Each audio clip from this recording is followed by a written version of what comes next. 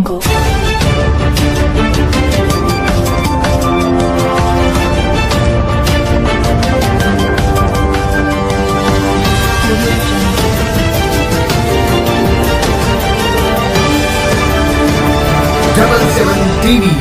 ప్రతి అక్షరం ప్రజాపక్ష. అందరికీ నమస్కారం అండి.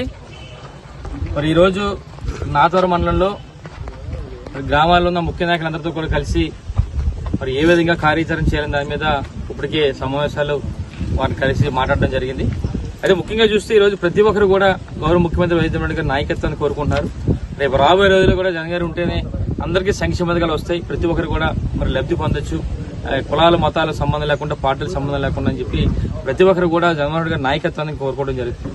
అదే ముఖ్యంగా చూస్తే వాలంటీర్ వ్యవస్థ గురించి నేను చూసాం. మనం ఎంత గొప్పగా వ్యవస్థ అంటే అది వాలంటీర్ వ్యవస్థ. మరి ప్రతి ఇంటికి కూడా 50 ఏళ్ళకి 100 ఏళ్ళకి కూడా గౌరవ ముఖ్యమంత్రి వాలంటీర్ వేసి వాళ్ళకి ఏ అవసరాలు గుర్తించి నేరుగా గౌరవ ముఖ్యమంత్రి గారు బటన్ నొక్కితే వచ్చే కార్యక్రమం గత 5 సంవత్సరాల కూడా చూస్తున్నాం. అయితే ఈ రోజు చంద్రబాబు నాయుడు క్రూక్తలు చూస్తే వాలంటీర్ వ్యవస్థని పక్కన పెట్టి 2 నెలలు కూడా పనిచేయకూడదని చెప్పి మరి ఒత్తిడి తీసుకొచ్చి కేంద్ర ఎన్నికల సంఘం ద్వారా వారిని నిన్న మరి పక్కన పెట్టిన సంగతి అందరూ కూడా చూసాం. అంటే ఈ విధంగా అంటే వాలంటీర్లు అంటే ఒక భయం పట్టుకుంది వాళ్ళందరూ కూడా తెలియజేసే వాళ్ళకి. ఎందుకంటే వాలంటీర్ల వల్ల చాలా నష్టం జరుగుతుందనే ఒక ఉద్దేశంతో మరి చంద్రబాబు నాయుడు ఈ విధంగా కుట్రమన్నారు. ఏదేమిటి కూడా వాలంటీర్లందరూ కూడా ఈ 5 సంవత్సరాలు కూడా ముఖ్యంగా చెప్పాలంటే కరోనా కష్టకాలంలో కూడా పాపం ఎంతో కష్టపడి ప్రాణాలకు సైతం లెక్క చేయకుండా వాలంటీర్లందరూ కూడా ఎన్నో సేవా కార్యక్రమం చేశారు. అలాంటి వాలంటీర్లను పక్కన పెట్టడం చాలా బాధాకరం అని చెప్పి సందర్భంగా తెలియవచ్చు. ఏదేమిటి కూడా రేపు రాబోయే రోజుల్లో మరి చంద్రబాబు నాయుడు కానీ ఇక్కడ అయిన బదులు కానీ ప్రజలు గుణపాఠం చెప్పడానికి మరీ సిద్ధంగా ఉన్నారు. ముఖ్యంగా ఒక విషయం చెప్పాలి మీ అందరూ కూడా. ఈరోజు చూస్తే మరి గ్రామాల్లో చూస్తున్నాం మరొక 40 రోజుల్లో ఎన్నికలు జరగబోతున్నాయి. ఇక్కడ ఏదైతే అయ్యన పాత్రుడు కానీ వాళ్ళ పెద్ద కుమారుడు కానీ చాలా విమర్శలు చేస్తున్నారు. నేను ఒకటే చెప్తున్నా, ఈ రోజు మరొక 40 రోజుల్లో అయ్యన పాత్రుడు కానీ అయిన పాత్రుడు పెద్ద కొడుకు కానీ అల్లిపూడి పెట్టేవాడ సర్దుకుని వెళ్ళిపోవడం ఖాయం. అది మాత్రం గ్యారంటీ. ఎందుకంటే ప్రజలు డిసైడ్ అయ్యి ఉన్నారు. ఎట్టి బస్సులో కూడా వెళ్ళడం ఖాయం. ఈ మధ్య చూస్తే అయ్యన పాత్రుడు చాలా బెదిరింపులు చేస్తున్నాడు. మా పార్టీ నాయకులు బెదిరిస్తున్నాడు, వాలంటీర్లు బెదిరిస్తున్నాడు, అందరిని బెదిరిస్తున్నాడు. ఆయనతో పాటు ఒక 100% ఎక్కువ మళ్ళీ వాళ్ళ పెద్ద కుమారుడు ఆయన కూడా మా పార్టీ నాయకుల్ని అందరిని కూడా బెదిరిస్తాడు. ఎవడు భయపడతాడో మాకు అర్థం కావట్లేదు. అంటే అప్పుడెప్పుడో రౌడీజం చేసాం, గూండాజం చేసాం, ఇప్పుడు చేస్తామంటే ఇప్పుడు రౌడీజం చేసినా గూండాజం చేసినా ఎవడు ఊరుకునే పరిస్థితి లేరు. రేపు రాబోయే రోజుల్లో కానీ అయిన పాత్రుడు కానీ వాళ్ళ కొడుకు కానీ గూండాయిజం రౌడీజం చేస్తే ఈ ప్రజలు వాళ్ళిద్దరిని తొక్కేయడానికి సిద్ధంగా ఉన్నారని చెప్పి మీ ద్వారా వాళ్ళిద్దరు కూడా హెచ్చరించడం జరుగుతుంది. అయితే ముఖ్యంగా చూస్తే ఈ రోజు అయిన పాత్రుడు కొడుకు తిరుగుతున్నాడు, ఈ మధ్య చాలా చోట్ల తిరుగుతున్నాడు. గతంలో కూడా చెప్పాం, పెట్టల ద్వారా మరి సంవత్సరానికి ఒకసారి వస్తాడు, తుపాకీ పట్టుకుని చెక్క తుపాకీ పట్టుకుని వస్తాడు. అటు నాన్ స్టాప్ గా అలా మాట్లాడుతూనే ఉంటాడు. ఆ విధంగా ఈ పెట్టల ద్వారా అయిన పాత్రుడు కొడుకు పెట్టల ద్వారా ఈయన కూడా వచ్చి ప్రతి గ్రామం వెళ్లి విమర్శలు చేస్తూ ఎన్నో రకరకాలుగా మళ్ళీ 5 సంవత్సరాలకు ఒకసారి వస్తాడు. ఎన్నికలు అయిపోయినాయి మళ్ళీ వెళ్ళిపోతాడు. ఆయన తాలూకు వ్యాపారాలు ఉన్నాయి, లక్షల కోట్లతో వ్యాపారం, 100 కోట్ల వ్యాపారాలు ఉన్నాయి, అన్ని కొంచెం చేసిపోతాడు. అంటే ఏదో ఒక 5 సంవత్సరాలకు ఒకసారి అంటే పెట్టల ద్వారా అలాగే వస్తాడు, ఈయన అలాగే వస్తాడు.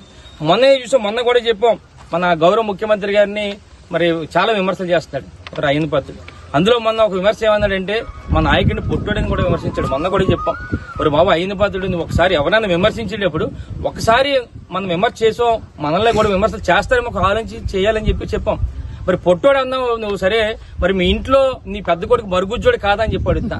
మరి మరుగుజ్జోడిని ఇంట్లో పెట్టుకుని నువ్వు ఇంట్లో మరుగుజ్జోడిని పెట్టుకుని అందరినీ కూడా విమర్శలు చేయడం చాలా తప్పని చెప్పి మరి సందర్భంగా తెలియపరుస్తూ, ముఖ్యంగా అయ్యన్న పాత్రుడికి నోటి దూరం ఎంత ఉందో అంతకు 100 రెట్లు ఎక్కువ ఎవరికి వాళ్ళ పెద్ద కొడుకు.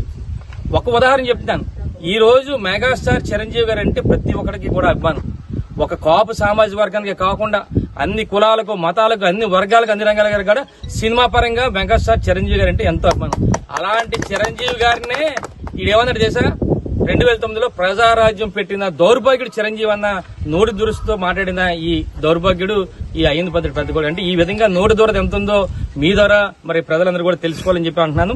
అలాగే ముఖ్యంగా చూస్తే ఎంపీ టికెట్ గురించి పాపం 2014లో ఎంపీ టికెట్ వస్తానన్నాడు అయిన పాత్రుడు కొడుక్కి, రాలేదు. 2019లో వస్తానన్నాడు, రాలేదు. 2024 కూడా తెచ్చుకోవాలని చెప్పి తాపత్రంతో 5 సంవత్సరాల నుంచి కూడా అయిన పాత్రుడు మా పార్టీని, మా నాయకుల్ని ఎన్నో విమర్శలు చేశాడు. అంటే ఈ విధంగా సరే చంద్రబాబు నాయుడు దృష్టిలో పడి మరి వాళ్ళ కొడుకు ఎంపీ టికెట్ తేవాలని చెప్పి అనుకున్నాడు. చాలా సార్లు అన్నాడు లోకల్ వాళ్ళకి ఇవ్వాలి ఎంపీ టికెట్లు, నా లోకల్కి ఇస్తే ఊరుకొని చెప్పి అన్నాడు అయిన పాత్రుడు. మరి ఈ రోజు ఎవరికి ఇచ్చారు? ఎక్కడో కడప జిల్లా నుంచి తీసుకొచ్చి ఈ రోజు బీజేపీ టికెట్ ఇచ్చారు. అంటే ఒక్కసారి ఆలోచన చేసుకోవాలి. అంటే 2014లో రాలేదు ఎంపీ టికెట్, 2019లో రాలేదు, 2024లో రాలేదు. ఎందుకు రాలేదని చెప్పి ఒకసారి మేము అడిగాం. తెలుగుదేశం పార్టీని వెళ్ళాం, బాబు అయిన పాత్రుడు పెద్ద వీరుడు సూర్యుడు ధీరుడు కదా, వాళ్ళ కొడుకు ఎందుకు ఇవ్వట్లేదు ఎంపీ టికెట్ అని చెప్పి అంటే ఒక తెలుగుదేశం పార్టీ దగ్గర ఏమన్నా చేసా సర్వే చేయించారంట. అయ్యింది పాత్రుడు పెద్ద కొడుకు మీద ఓ సర్వే జరిగింది. సర్వేలో జరిగితే సర్వేలో వచ్చిన రిపోర్ట్ ఏంటి చేస్తే చంద్రబాబు నాయుడికి 2 తెలుగు రాష్ట్రాల్లో, ఆంధ్రప్రదేశ్ తెలంగాణలో ఉన్న తెలుగు రాష్ట్రాల్లో 2 తెలుగు రాష్ట్రాల్లో ఈడంత పెద్ద పోరంబోకి ఎవడో లేడని చెప్పి రిపోర్ట్ చంద్రబాబు నాయుడికి వచ్చింది.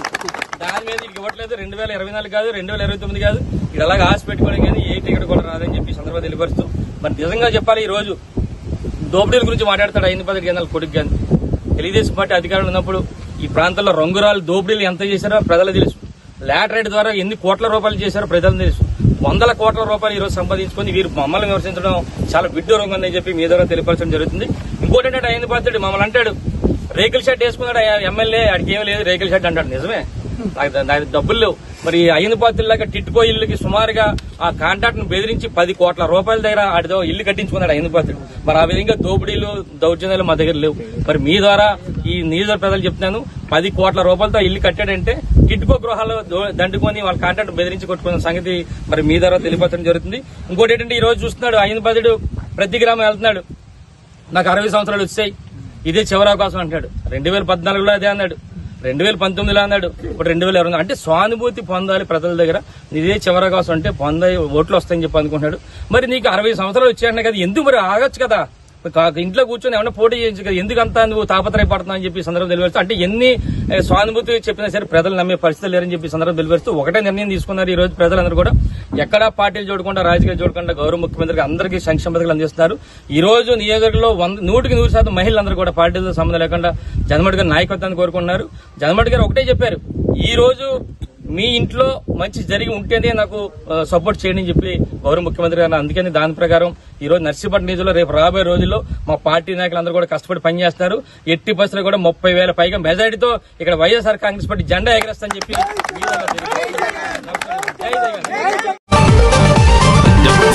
మీకు నచ్చినట్లయితే లైక్ చేయండి, షేర్ చేయండి, సబ్స్క్రైబ్ చేయండి, పక్కనే ఉన్న బెల్ ఐకాన్ క్లిక్ చేయండి.